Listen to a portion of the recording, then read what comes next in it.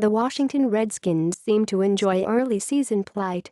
They lost their season opener for the fifth straight year, and they haven't had what you could consider a good start since 2011, when they won their first 2 games and started October with a 3-1 record and then lost 10 of 12. But let's compartmentalize the misery. Even though the past 2 seasons have ended with winning records, head coach Jay Gruden likes danger too. In 2015, Washington began 2-4, trailed Tampa Bay 24-0 in the 7th game, made an historic comeback and kept rallying until it won the NFC East. A year ago, Gruden's squad was 0-2 and had to beat the New York Giants on the road to save its season. So this latest flirtation with danger is mild, at least right now. But the threat of catastrophe grows when you consider all the factors. At 0-1, Washington plays at Los Angeles today against new Rams coach Sean McVay, who knows his former team frighteningly well. The Rams are coming off a 46-9 victory over Indianapolis, which is a ridiculous beatdown in the NFL, no matter the opponent. If Washington can't handle the 5-hour flight, the 3-hour time change and a foe playing with renewed zeal, what's next on the schedule? Games against alleged Super Bowl contenders Oakland and Kansas City. Both are prime-time affairs, for which Washington is known to reserve its worst performances.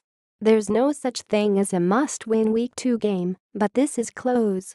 It's usually a bad idea to engage in premature schedule surfing and forecast a football team's record because attrition rules the NFL. But the more you get to know this particular Redskins team, the tougher it is to imagine another recovery from September shame. If it loses to the Rams, Washington will be as close to an inevitable 0-4 start as it gets in this sport. And if that happens, seek shelter for the remainder of the season. During his 3+ seasons, Gruden has had a knack for inspiring resilience in these iffy situations.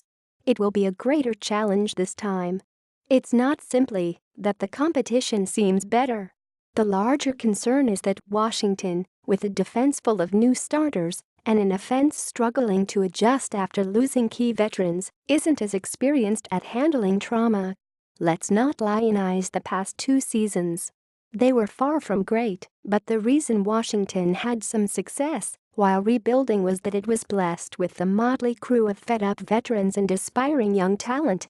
The combination worked, somehow.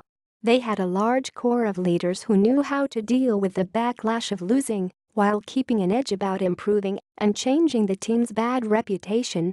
The young players fell in line with that approach, and they also weren't burdened by setbacks because they were naive and focused on growth.